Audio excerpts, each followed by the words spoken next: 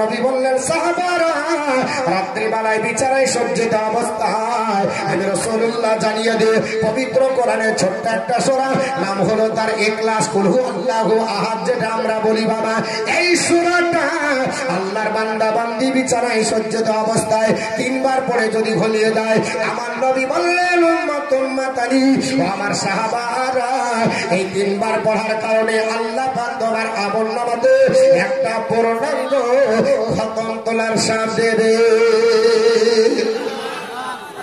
আল্লাহর কোন বান্দা বান্দি এই পবিত্র কোরআনের সূরা ইখলাসটা 10 বার পড়ে যদি ঘুমিয়ে যায় আমার নবী বলেন সাহাবারা আল্লাহ তোমাদের জন্য একটা খাস আল্লাহর জান্নাতের কামরা দান করবে তোরে বলি এই উম্মতের দল তোমরা পৃথিবীর জমিনে এই ছোট্ট একটা সূরা ইখলাসটা যদি 24 বার পড়ে ঘুমাও আমি রাসূলুল্লাহ বলে দিলাম তোমাদের আমলনামায় আমার আল্লাহ পাক একটা আপনার বলা হয়েছে 2টি জান্নাতের কামরা বরাদ্দ করবে সম্মুখে বসেছিলেন হযরত ওমর ফারুক আযম রাদিয়াল্লাহু তাআলা দণ্ডায়মান হয়ে গেলেন ইয়া রাসূলুল্লাহ ইয়া হাবিবাল্লাহ নবী গো ও আল্লাহর পয়গম্বর আপনি বলেছেন একবার পড়লে আপনার 3 ভাগের 1 ভাগ করা হয় 3 বার পড়লে একটা খতম করা হয় ইয়া রাসূলুল্লাহ পৃথিবীর জমিনে আমি ওমর পৃথিবীর জমিনে এই ছোট্ট সূরাটা ইখলাসটা একবার দুবার নয় ও আল্লাহর হাবিব আমি এই ছোট্ট সূরাটা রাত্রিবেলায় বিছানায় সজ্জিত অবস্থায় আমি আপনার 100 বার করে পড়ে এই রাত্রিবেলায় বিছানায় সজ্জিত হয়ে যায় আমার নবী বললেন ওমর আমি রাসূলুল্লাহ জানিয়ে দিয়ে আল্লাহ তোমার আমলনামাতে আপনার 1-2 করে আপনার 10-10টা জান্নাতের কামরা আল্লাহ তোমার আমলনামায় দান করবে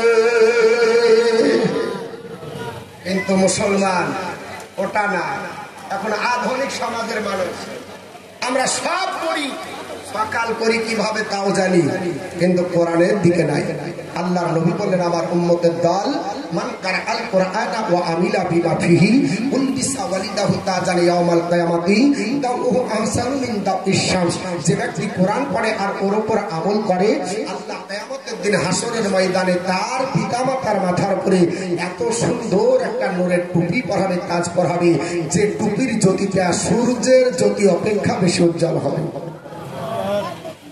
একটা যদি ব্যারিস্টারের বাপ হয় একটা যদি হাই স্কুলের মাস্টারের বাপ হয় একটা যদি উকিলের বাপ হয় তো গর্ব করে বলে আমার ছেলে উকিল বলে না জি জি আমার ছেলে থানার ওসি আমার ছেলে আপনার বলে হচ্ছে ব্যারিস্টার বুক একবারে 36 ইঞ্চি হয়ে যায় 36 ইঞ্চি বুকে এখানেই থাকবে কবরে গেলে আবার 1.5 ইঞ্চি করে দিবে আল্লাহ কিন্তু আপনি যদি আলিমের বাপ হন এখানেও 36 ইঞ্চি কবরও 36 ইঞ্চি হাসরের ময়দানে এত আপনার বলা হয়েছে সৌভাগ্য হবে যে আপনার মাথার টুপি যে জ্যোতি আপনার এত হবে গোটা বিশ্বের আপনার বলা হয়েছে নারী পুরুষ দেখে অবাক হবে যে এটা কে আল্লাহর তরফ থেকে খবর আসবে এই হচ্ছে আলিমের আব্বা ই হচ্ছে হাফিজের আব্বা ই হচ্ছে কোরআন পড়া ব্যক্তির আব্বা যার আপনার বলা হচ্ছে মাথার টুপি বা জ্যোতি আপনার পাগড়ি দেখে সবাই অবাক হবে কিন্তু সেটাতে নাই আপনার বলা হচ্ছে দুনিয়াবি আপনার কাজে আমরা ব্যস্ত আমার কথা রাগ করছেন বা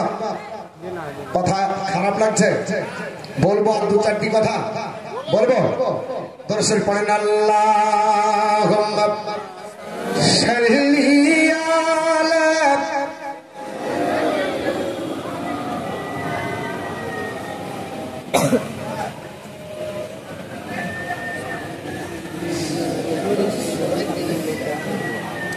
وعلى آل سيدنا مولانا محمد صلى الله عليه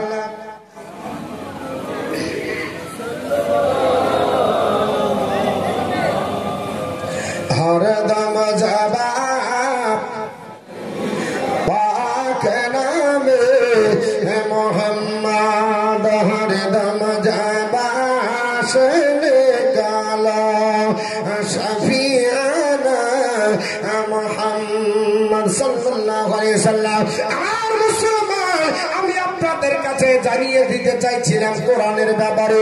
আল্লাহর কোরআন পড়েন, নিজে পড়েন, বাচ্চাদের পড়ান, সমাজ ব্যবস্থায় কোরআনের আপনার বলে হচ্ছে প্রচার ও প্রসার করেন। আল্লাহর কোরআনের চর্চাটা আপনারা করতে থাকুন। আল্লাহর কোরআন পড়েন, আল্লাহ পাক আপনাকে সাহায্য করবে গাইবি। আপনার চিন্তা থাকবে না পানির তরে গুলো আল্লাহর কোরআনের ওসিলায় আমার আল্লাহ উদ্ধার করবে। জোরে বলি আপনি বলবেন হুজুর কোরআন পড়লে কি লাভ হয়, কোরআন পড়লে কি হয়, আপনি একটু উদাহরণ দিতে পারেন? আমি আপনাদের কাছে একটু ব্যাকগ্রাউন্ড চলে যাই। আমি পৃথিবীর জমিনের একটা বাস্তব উদাহরণ আপনাদের তুলে ধরে। মাঝে মাঝে দেখবেন ভূমিকম্প হয়, এবারও হয়েছিল বাবা পৃথিবীর জমিনে। কখনো আইলা আসে, কখনো ফণি, কখনো আপনার আয়াস, কখনো আপনার সোনালি। এইভাবে মাঝে মাঝে ভূমিকম্পের কবলে মানুষেরা পড়ে। যখন ভূমিকম্প হয় তখন মানুষ আল্লাহ আল্লাহ আল্লাহ করে। কিন্তু মুসলমান পৃথিবীর জমিনে আপনার আমার স্মরণ রাখা দরকার। আল্লাহ কোরআনে বলেছে জগৎবাসীরা তোমরা শুনে রেখে দাও, পৃথিবীর জমিনে আমি আল্লাহ কোরআন দিয়েছি মানুষের কল্যাণের জন্য। কোরআন পাবে মানুষ কল্যাণ পাবে, আর কোরআন আপনার বলে হাতে সাহায্য করবে। বর্তমান যুগে যদি কেউ বলে কোরআন পাওয়ার পরে আমরা বা কল্যাণ দাবানের যদি জানতে হবে সে কোরআন বিরোধী ছাড়া অন্য কেউ নাই। মুসলমান পৃথিবীর জমিনে কোরআনের সঙ্গে যদি সম্পর্ক থাকে, আপনি ভালোবাসুন, তাহলে আপনার জায়গা ভালো হবে। কারণ নবী বলেছেন উম্মতের দল রাজুলানে তাহাব্বান ফিল্লাহ ইসলাম আলাইহি ওয়া তাফাররাকান আলাইহি। আল্লাহর নবী বললেন সাহাবারা একে অপরকে ভালোবাসো, ওই ভালোবাসাটা যেন আল্লাহর জন্য হয়। একে অপরকে ঘৃণা করো, ওটাও যেন আমার আল্লাহর জন্য হয়ে যায়। বলে ইয়া রাসূলুল্লাহ, মানুষকে ভালোবাসা তো আপনার মানুষ হয়ে পারে, এটা বোঝা যায়। ঘৃণা কি করে করব? আল্লাহর নবীর হাদিস হলো মানুষকে হয়ে মানুষ যদি ঘৃণা করে, ওই মানুষ তার জায়গাটা আল্লাহর আরশ আজিমের নিচে হবে। ঘৃণা করলে আরশের নিচে হবে কি করে? কোন ব্যক্তি যদি কোরআন বিরোধী বলে ওকে ঘৃণা করা ওয়াজিব হয়ে যাবে। হাদিস বিরোধী বললে ঘৃণা করা ওয়াজিব হবে, রাসূল বিরোধী বললে ঘৃণা করা ওয়াজিব হবে, আল্লাহ বিরোধী বললে ওয়াজিব হয়ে যাবে, আপনার শরীয়ত বিরোধী বললে ওয়াজিব হবে। খুব চাই মুসলমান চাইতে অমুসলিম, যেমন সালমান রুশদি আল্লাহর আপনার কোরআনকে বলেছিল স্যাটানিক ভার্সেস কোরআনের আপনার বিরুদ্ধে, কোরআনকে শয়তানের বাক্য বলল। এই লোকটা মুসলমানের ঘরে জন্ম, অথচ লোকটাকে ঘৃণা করা ধিক্কার যারা মুসলমানের জন্য অজীব ছিল। বাংলাদেশের কীর্তি সন্তান, মেয়েটার নাম হলো আপনার তাসলিমা নাসরিন, বিশ্ববিখ্যাত একটা লেখিকা। মুসলমানের চেয়ে আপনার মেয়ে রজবানী হলো তার বাপের নাম। এই আপনার মেয়েটা আজান সম্পর্কে বাজে মন্তব্য করে বলল, এ জগতের মানুষেরা, মসজিদে যখন আজান হয় আমার মনে হয় বেশ্যা নারী তার কুপবিত্রি মেটানোর জন্য আপনার ডাকছে। জোরে বলেন আস্তাগফিরুল্লাহ। এ মুসলমান, কোন ব্যক্তি যদি আজান বিরোধী কথা বলে, শরীয়ত বিরোধী, মসজিদ মাদ্রাসা বিরোধী হোক, চাহে মুসলমান চাহে তো মুসলিম, ওই আপনার নারী পুরুষটাকে ঘৃণা করা আপনার আমার জন্য অজীব হয়ে যাবে। 2000 আপনার সালে আপনার পৃথিবীর জমিনে জানুয়ারি মাসে দিল্লির সারজামিন থেকে ওয়াসিম রেজভি বলে একটা আপনার জাহান্নামী কুত্তা, এই লোকটা শিয়া সম্প্রদায়ের অকাপড় বড় চেয়ারম্যান ছিল। আল্লাহর কোরআনকে বলল না না, কোরআনে 26টি আয়াত রিমুভ করে দিতে হবে। বলে কেন রিমুভ করতে হবে? বলে কোরআন পড়লে মানুষ আতঙ্কবাদী হয়ে যায়, কোরআন পড়লে টেররিস্ট হয়ে যায়, কোরআন পড়লে নাকি সন্ত্রাস হয়ে যায়। তুমি জানো না? আল্লাহর কোরআনকে জিজ্ঞাসা করুন, ও কোরআন তোমাকে পড়লে কি হয়? কোরআন বলে জগৎবাসী তোমরা শোনো। সূরাটির নাম সূরা ইউনূস, আয়াত নাম্বার 57। ইয়া আইয়ুহান নাস কাদ জাআতকুম মাউইযাতুম মির রাব্বিকুম ওয়া শিফাউন লিমা ফিস সুদূর। মহান আল্লাহ পাক বলে জগৎবাসীরা, হে মানব জাতি তোমরা শুনে রেখে দাও, আমি নিশ্চয় তোমাদের কাছে আমি আল্লাহর তরফ থেকে এসে গেছে একটা নসিহত। নসিহতটা অন্য কিছু নয়, এই নসিহতটা আল্লাহর পবিত্র কোরআন। জোরে বল সুবহানাল্লাহ। আল্লাহ বোঝাতে চাইলে পৃথিবীর মানব জাতিরা, তোমার যদি শরীরে আপনার বলা হয়েছে জামা কাপড় থাকে আর ওটা যদি অপরিষ্কার হয়, সানলাইট ব্যবহার করেন, সার্ফ এক্সেল ব্যবহার করেন, আপনার পরে হচ্ছে সুফির সার ব্যবহার করে, জামা কাপড়ের ময়লা কেটে যাবে, শরীর যদি অপরিষ্কার হয় কি আমার গলায় পাই ব্যবহার করে, আপনার পরে হচ্ছে শরীরের অপরিষ্কার দূর হয়ে যাবে, মাথা যদি অপরিষ্কার হয়ে যায় শ্যাম্পু ব্যবহার করলে ফ্রি হয়ে যাবে। তবে যদি হৃদয়ে ময়লা লেগে যায় এক প্যাকেট সার্ফ এক্সেল দিলে হবে না, এখন কিয়া দিলে হবে না, এক প্যাকেট শ্যাম্পু দিলে হবে না। আল্লাহর আপনার কোরআন পড়ে জগৎবাসীরা হৃদয়ের ময়লা যদি দূর করতে হয় ওয়াসিফাউল লিমা ফিসুদুর, হৃদয়ের আরোগ্য হলো কোরআন। কোরআন পড়ে হৃদয়ের রোগ ভালো করা যায়। বর্তমান যুগে আপনাদেরকে উদাহরণ দিই, আজ থেকে চলে যান প্রায় আপনার পরে হচ্ছে 19 বছরের আগের ইতিহাস। 2005 সালে দ্বিতীয় রমজান মাস পাকিস্তানের একটা ভূমিকম্প হয়ে গেল। মুসলমান, এই ভূমিকম্প মাঝে মাঝে হয়, এইরকম পাকিস্তানের মাটিতে একটা ভূমিকম্প হলো। সালটার নাম ছিল 2005। আপনার দিনটা ছিল রমজান মাসের 2 তারিখ। সবাই আপনার রমজান মাসে ইফতার করার পরে বিভিন্ন কাজে ব্যস্ত হয়ে যায়। আল্লাহর একটা বান্দি নাম হলো তার নাফিসা বেগম, তিনি ইফতার করার পরে মাগরিবের নামাজ সমাপ্ত করলেন, কারণ নামাজ পড়ে রাত্রি কাটান মুসলমান। আল্লাহর কোরআন বলেছে আল্লাযিনা ইয়াবিতুনা লিরাব্বিহিম সুজদান ওয়া কিয়ামা and those who believe who spend their night purely standing before the Allah. আল্লাহর প্রেমিক প্রেমিকা তারা যারা রাত্রি কাটিয়ে দেয় নফলে আর সেজদাতে, যারা দাঁড়িয়ে দাঁড়িয়ে কিয়াম করে নফল করে আর সেজদায় কাটিয়ে দেয়, এরা হলো আল্লাহর প্রেমিক প্রেমিকা। অত সহজ নয়। কেরাম মোড়ে কাটাবেন, চার দোকানে কাটাবেন, কেরা আপনার বলে হয় চারটা দিবেন, মদের ভিটিতে কাটালে হবে না। আল্লাহ পাকের জন্য সিজদায় কাটিয়ে দেন।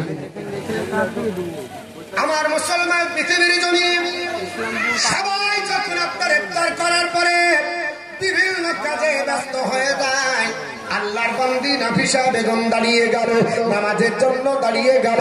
মুসলমান, নামাজ এই জন্য পড়তে হয়। আল্লাহর নবী সোনার জবানে বললেন, এ আমার উম্মত উম্মাতানিরা, হাসরের ময়দান এমন ময়দান হবে যে ময়দানে সর্বপ্রথম যেটা বিষয়টা না হবে ওই বিষয়টার নাম হলো নামাজ। আপনার নাসাই শরীফের হাদিস, ইন্না আউয়ালা মা ইউহাসিবু বিল আবদি ইয়াউমাল কিয়ামাতি সালাতুহু। নবী বললেন উম্মতের দল হাসরের ময়দানে সর্বপ্রথম নামাজের বিষয়ে জিজ্ঞাসাবাদ করা হবে। ও মুসলমান, পৃথিবীর জমিনে এর জন্য নামাজ পড়তে হবে। নামাজ আপনার পড়া লাগবে, নামাজ আপনি পড়বেন, টেনশন হলে হবে না। এ মুসলমান, আপনি নামাজ পড়ুন। হযরত আবু যার গফারী রাদিয়াল্লাহু তাআলা তিনি বর্ণনা করেন, জগৎবাসীরা হাদিসটি মিসকাত শরীফ 58 পৃষ্ঠা। আল্লাহর নবীর সাহাবী আবু যার গফারী বলে, আমার নবী হুজরা মুবারক থেকে আপনার বের হয়ে আসার পরে একটা গাছের ডাল ধরে লড়িয়ে দিলেন। আল্লাহর নবীর সাহাবী আবু যার গফারী বলে, আল্লাহর পয়গম্বর এই গাছের পাতা লড়িয়ে কি বোঝাতে চাইলেন? আমার নবী বললেন, সাহাবী আবু যার গফারী, আমি বোঝাতে চাইছি আপনার বলে হয়েছে কামা তাহবাদ হাজার ওয়ারাক আন হাজিহি শাজারা, যেইভাবে গাছের ডাল লড়িয়ে আমি গাছ থেকে পাতা ঝরিয়ে দিলাম। আল্লাহর কোন বান্দা বান্দি যদি নামাজে দাঁড়িয়ে দেয়, আমার আল্লাহ পাক ওইভাবে তার গুনাহগুলো আপনার ঝরিয়ে দেয়। জোরে বলেন সুবহানাল্লাহ। আরেকটু জোরে বলেন না সুবহানাল্লাহ। হযরত আবু হুরায়রা বর্ণনা করে, ওই হাদিসটা আপনার মিশকাত শরীফ 57 পৃষ্ঠার মধ্যে নকল করা হয়েছে। হাদিসের রাবী আবু হুরায়রা, আল্লাহর নবী বলেন, সাহাবী আবু হুরায়রা, বাড়ির পাশে যদি পুকুর থাকে 5 বার যদি গোসল করো ওই শরীরে কি ময়লা থাকবে? আবু হুরায়রা বললেন, লা ইয়া রাসূলুল্লাহ, ওগো নবীজি, ময়লা থাকতে পারে না, শরীরটা ক্লিন হবে, পরিষ্কার হবে। আমার নবী বললেন, সাহাবী আবু হুরায়রা, আমি রাসূলুল্লাহ বলতেছি, ফাযালিকা মিসলু সালাওয়াতিল খামস, 5 ওয়াক্ত নামাজের উদাহরণ হলো ওই রকমের। 5 বার গোসল করলে যেমন ময়লা থাকে না, 5 ওয়াক্ত নামাজ যদি পড়ে আল্লাহর বান্দা বান্দির শরীরে যেমন ময়লা থাকে না, হৃদয়ের ভিতরে কোনো ময়লা থাকবে না। জোরে বল সুবহানাল্লাহ। আর টেনশন যদি হয়ে যায়, 3 দিন ধরে মসজিদে নাই, টেনশন যদি বেড়ে যায়, আর মসজিদে যাব না, ইমাম সাহেব জিজ্ঞাসা করে, ভাই অনেক তো দেখছিলাম তোমাকে কয়েকদিন ধরে দেখিনি, বলে টেনশনে কাজ করছে না, এর জন্য ব্যস্ত ছিলাম। কোথায়? বলে মিম্বারের কাছে ছিলাম, প্রধানের কাছে ছিলাম, এমপির কাছে গেছিলাম, উকিল ধরেছিলাম, হাকিম ধরেছিলাম। না না, যদি টেনশন পড়ে যান নামাজের কাছে চলে যান। আমার নবী বলেন সাহাবারা তোমরা টেনশনে পড়ে যাবে, আমি রাসূলুল্লাহর সুন্নতি তরিকায় ধরে নাও। আমি নবী আপনার জীবনে কোনোদিন টেনশনে আমি চিন্তায় চিন্তিত হয়ে বক্তব্যে কোনোদিন বসে থাকিনি।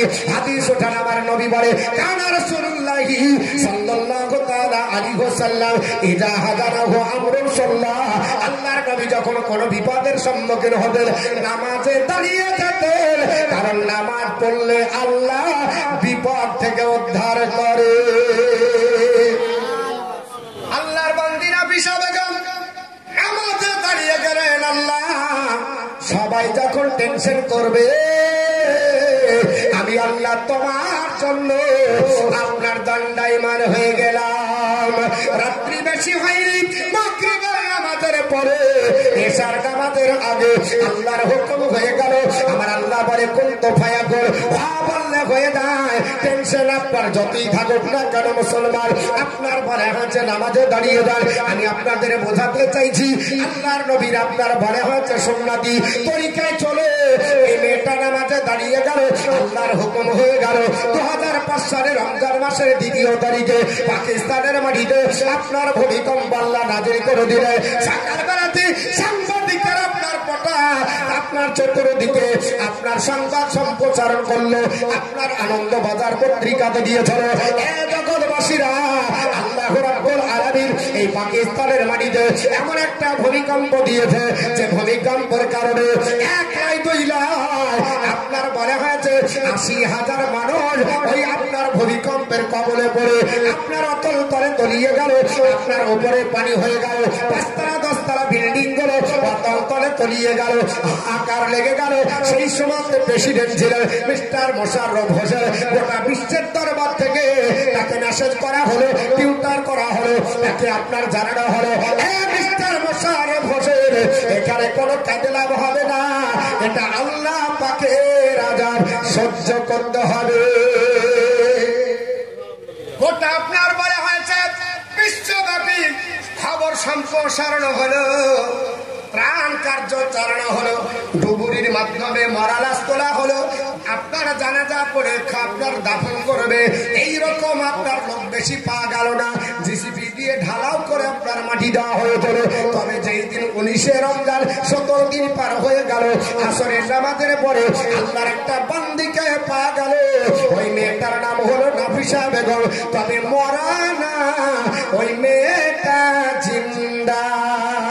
কত খেলা খেলাও গমালা তোমার শিখের বাজারে, জোরে হবে না আরেকটু জোরে, আরে কত খেলা খেলাও গমালা তোমার শিখের বাজারে।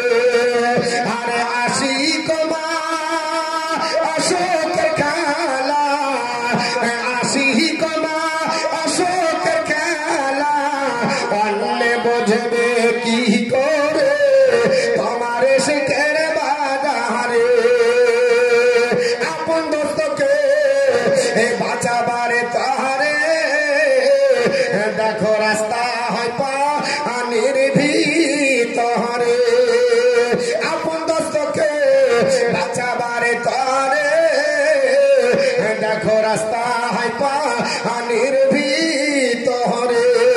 আরে দোষ তো বাঁচে দুশ্মন মারে, দোষ তো বাঁচে দুশ্মন মারে, খেলা পানির ভিতরে তোমার শিখের বাজারে। কত খেলা খেলাও গো মাওলা তোমার শিখের বাজারে। আমার বন্ধুগণ বলার উদ্দেশ্য হলো ও নাফিসা বেগমকে তোলা হলো, তবে মোর্দানা জিন্দা। পৃথিবীর ডাক্তাররা অবাক হয়ে গেল, তাকে পাকিস্তানের মেডিকেলে ভর্তি করা হলো। ডাক্তাররা বলল না না, এটা আমাদের থিওরির বাইরে, কারণ পৃথিবীর জমিনে যেখানে বিজ্ঞানের চাকা বন্ধ হয়ে যায় আল্লাহর কোরআনের চাকা শুরু হয়। পৃথিবীর বিজ্ঞানীরা বলেছে একটা দুগ্ধপোষ্য বাচ্চা যদি দুধ পান করে 3 দিন যদি মায়ের স্তন পান না করান, পানি মুখে না দেন, তো জিহ্বার সঙ্গে তালু লেগে শ্বাসরুদ্ধ হয়ে মারা যায়।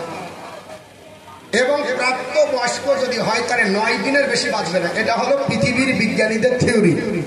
ডাক্তাররা বললো যে এটা অবাস্তব, সম্ভব নয় একটা মানুষের দ্বারা 17 দিন পানির তলে থাকা, অর্থাৎ এটা কোনো আপনার মতে সম্ভব হচ্ছে না। ডাক্তার বাবুরা সবাই অবাক হয়ে গেল। তিনারা মেডিকেলে ভর্তি করে ট্রিটমেন্ট করার জন্য স্লাইন দিল। আল্লাহর রহমতে নাফিসা বেগমের স্লাইনের প্রয়োজন হলো না। জোরে বলো। ডাক্তাররা বললো, এ নাফিসা বেগম ভাবতে পারছে না তুমি কি করে 17 দিন ধরে পানির তলে ছিলে। আল্লাহর বান্দি নাফিসা বেগম বলে দিল, ডাক্তার বাবুরা তোমাদের মাথার ট্রিটমেন্ট আগে করো গা, মেন্টাল আনব্যালেন্স হয়ে গেছে। আমি তো মনে করছি 17 দিন নয়, আমি মাগরিবের নামাজের পরে আল্লাহর কোরআন খুলে আমি আপনার তেলাওয়াত আরম্ভ করেছিলাম আর নিয়াত করেছিলাম, আল্লাহ পাক আমাকে অতক্ষণ পর্যন্ত ধৈর্য দাও যতক্ষণ পর্যন্ত এশার আযানটা পাকিস্তানের মসজিদে আপনার না হয়। আল্লাহর বান্দারা পৃথিবীর জমিনে তোমরা বলতেছো 17 দিন হয়ে গেল। ডাক্তাররা বললে এটাই বাস্তব, এটাই সত্য। তুমি কি করেছিল? মুসলমান পৃথিবীর জমিনে আল্লাহর বান্দি বলেছিল, ডাক্তার বাবুরা আমাকে যাই বলেন তাই বলেন, আমি দ্বিতীয় রমজান মাসে আল্লাহর কোরআন তেলাওয়াত করেছিলাম, আমি আদৌ পানির খবর জানি না। ও মুসলমান রাখে আল্লাহ মারেকে মারে আল্লাহ রাখে। আপনারা বলবেন বলে হুজুর এটা গাঁজাখড়ি কথা। 2005 সালে আনন্দবাজার পত্রিকাতে দিয়েছিল, মেয়েটা এখনো বেঁচে আছে পৃথিবীর জমিনে। মেয়েটির নাম নাফিসা বেগম। আল্লাহর কোরআন খুলে দেখো, ও বহু পয়গম্বরের জামানায় চলে যান। আল্লাহর নবী নূহ আলাইহিস সালাম বলেছিল, ও আপনার বুড়ি মা, ও বুড়ি মা শুনে রেখে দাও, আমার আল্লাহ ইনফরমেশন দিয়েছে পৃথিবীর জমিনে আল্লাহ পাক প্লাবন দিবে। আমাকে যারা মানবে, আমার যারা নৌকায় চড়বে তারা পরিত্রাণ পাবে, যারা আমার নৌকায় চড়বে না পরিত্রাণ পাবে না। আল্লাহ পাক আপনার প্লাবন দিল। আপনার যদি পাহাড় ছাড়া গোটা বিশ্ব ডুবে গেল, সব ধ্বংস হয়ে গেল, পশু পাখি নদী নালা পাহাড় পর্বত সব ধ্বংস হয়ে গেল। 40 দিন পার হয়ে গেল। আল্লাহর নবী নূহ আলাইহিস সালাম গোটা বিশ্ব ভ্রমণের জন্য যখন তিনি বের হয়ে গেলেন, বুড়ি মাকে দেখতে পান আপন ঘরে আল্লাহর ইবাদত করে। পয়গম্বর বলছে, বুড়ি মা প্লাবনের সময় কোথায় ছিলে? বুড়ি মা বলছে, হুজুর আমি তো ভাবছি আপনি প্লাবন আসবে বলে খবর দিতে আসছেন। বুঝতে পেরেছেন? হ্যাঁ, এখনো প্লাবন আসেনি, আমি এটাই ভাবছি যে প্লাবন আসবে, বন্যা আসবে, আর আপনি আমাকে খবর দিতে এসেছেন। এখন আমি তো আপনার সঙ্গে যাব। আল্লাহর নবী নূহ আলাইহিস সালাম বলছে 40 দিন প্লাবন হয়ে সব গোটা বিশ্ব ভেসে গেল, তুমি কোথায় ছিলে? বলে আমার হুজরাতেই ছিলাম, আমার ঘরে আমার আল্লাহর ইবাদত করছিলাম। বন্ধুগণ, আপনি কোরআনের পক্ষে দাঁড়িয়ে যান, কোরআনের পক্ষে থাকেন, গোটা বিশ্ব আপনার পক্ষে দাঁড়াবে। একমাত্র আপনি আল্লাহর হন, আপনি রসুলের হন, আপনার জীবন ধন্য হবে। মুসলমান পৃথিবীর জমিনে এই প্রেক্ষাপটে বক্তৃতা করার অনেক ছিল, কিন্তু 3টা 15 হয়ে গেছে। সময় নাই, কথায় আছে time and tide wait for none. সময় কারোর জন্য অপেক্ষা করে না, এর জন্য আর লম্বা নয়। আপনাদের বিরিয়ানির ব্যবস্থা চলছে ধুমধাড়াক্কা, ইনশাল্লাহ চলবে। যদি আবার কোনোদিন আসি আমাকে একটু সুযোগ করে দিবেন। আমি তো ভেবেছিলাম যে আমি যেহেতু প্রধান বক্তা না, আমার টাইমটা একটু সুবর্ণ সুযোগ হবে, কিন্তু পৃথিবীর জমিনে দেখেন ইজ্জতের মালিক হলো আল্লাহ। ইজ্জতের মালিক কে? আল্লাহ। আল্লাহ যাকে যে ইজ্জত দিয়েছে সেই ইজ্জত পাবে। কিন্তু যদি কেউ মনে করে যে আমি নিজে চেয়ে নিব তো ইজ্জত পাওয়া যায় না।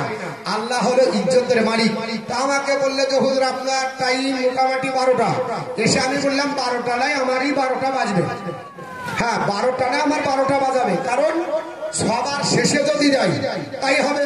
আমি তো ভেবেছিলাম এক হয়ে গেল আর এক, আমি ভাবলাম যে একটাও শ্রোতা পাবো না, একটাও শ্রোতা পাবো না। এটা আমার 100 কনফিডেন্স যে শ্রোতা পাবো না। যাহা স্টেজে কোনো সময় গেলেও হবে, না গেলেও হবে, আর যদি না যাই তো ওখান থেকে ঘুরে আসবো, যদি যাই তো একটু দোয়া করে আসবো। মাশাআল্লাহ, আপনারা বিরিয়ানির জন্য হোক আর আমার জন্য হোক আছেন, তো ইজ্জতটা তো রক্ষা হয়েছে। ইনশাল্লাহ যদি আবার কোনোদিন দেখা হয় হবে, তবে আপনাদের কাছ থেকে বিদায় নিব। বিদায় নেওয়ার আগে একটু দোয়া করবো। মসজিদের উন্নতি কল্পে জালসা। আল্লাহর নবী সাল্লাল্লাহু আলাইহি ওয়াসাল্লাম সোনার চাবারে বললেন, আমার সাহাবারা, রাজুলুন কালবুহুম মুআল্লাকুন ফিল মসজিদ, নবী আমার বললেন, যার হৃদয় মসজিদের সঙ্গে লেগে যায়, আমি রাসূলুল্লাহ বলছি আল্লাহ তাকে আরশের নিচে জায়গা দেয়। জোরে বলুন সুবহানাল্লাহ। যার হৃদয় মসজিদের সঙ্গে লেগে যায়, আল্লাহ তাকে কোথায় জায়গা দিবে? আরশে আজিমের নিচে দিবে। আল্লাহ রাব্বুল আলামিন, আমরা বান্দা বান্দি পৃথিবীর জমিনে মসজিদকে ভালোবাসি। মসজিদের ভালোবাসা রক্ষার্থে আমরা বেশি নাই 200-500 একটু আমার হাতে দিবেন, আমি একটু দোয়া করব। আছে আপনাদের ভিতরে কোন আল্লাহর বান্দা বান্দি আছে? 5টা ব্যক্তি আপনার 500 খান করে টাকা দিতে পারবেন? আমি আপনাদের জন্য দোয়া করব। টাকা দিলে আল্লাহর জান্নাত পাওয়া যায়। এটা আমি বলছি না, আল্লাহ বলছে। আল্লাহর কোরআন বলে, ইন্নাল্লাহ আস্তারা মিনাল মুমিনিনা আনফুসাহুম ওয়া আমওয়ালাহুম বিআন্না লাহুমুল জান্নাহ, নিশ্চয় ঈমানদারদের জান আর মালকে আমি কিনে নিয়েছি আল্লাহ জান্নাতের বিনিময়ে। জোরে বলো সুবহানাল্লাহ। আল্লাহ পাক বলেন, এরে আমার বান্দা বান্দি, তোমরা জান দাও, আমি আল্লাহ তোমাদের জান্নাত দেব। তোমরা মাল দাও, আমি আল্লাহ জান্নাত দেব। 5টা ব্যক্তির কাছে 500 টাকা করে নিব। আছে এই শেষ রাত্রে, যার শেষ ভালো সব ভালো, আল্লাহ রাস্তায় 500 খান করে টাকা। আল্লাহর কোন বান্দা বান্দি একটু হাতটা বাড়াতে পারবেন? আমি আপনাদেরকে নিয়ে শেষের বেলায় দোয়া করবো। আমি গুনাহগার, আমি খাকসারে দেখেন একজন আল্লাহর আপনার বলে আছে বান্দা যুবক ছেলে আপনার 1000 টাকা দান করেছে।